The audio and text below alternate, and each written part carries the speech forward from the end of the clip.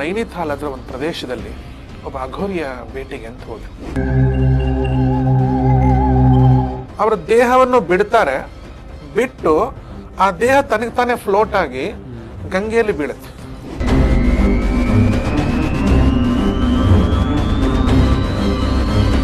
ಅಲ್ಲಿಂದ ಮಡಿಕೆ ಇತ್ತು, ನಂಗೆ ತಗೊಂಡು ಬಾ ಅಂದ್ರು. ತಗೊಂಡು ಬಂದೆ.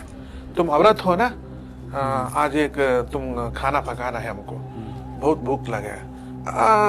ನಮ್ಮ ಪಕ್ಕ ಅವರ ಶಿಷ್ಯಂಗೆ ಹೇಳಿದ್ರು, ನದಿಗೆ ಕರ್ಕೊಂಡು ಹೋಗು ಇವ್ರನ್ನ, ಯಾರನ್ನ ಗಣಪತಿ ಭಟ್ರನ್ನ ಕರ್ಕೊಂಡೋಗಿ ಅಲ್ಲಿ ಏಕ ಬುರ್ದಾ ಹೇ ಲೇಕೆ ಆನೆಕ್ಕೆ ಬೋದು.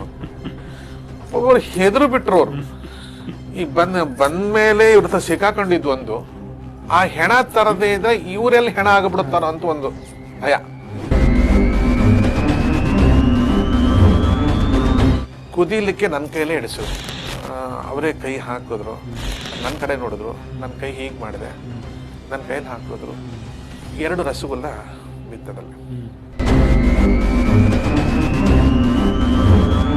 ಎಂಥ ಕೊಳತ ಹೆಣವನ್ನು ಕೂಡ ಅವರು ಒಂದು ಅಮೃತವನ್ನಾಗಿ ಮಾಡಿ ನನ್ನ ಕೈಲಿ ಹಾಕಿದ್ರು. ಹಾಕೋ ಬಾಯಿಗೆ ಅಂತ ಹೇಳಿದ್ರು.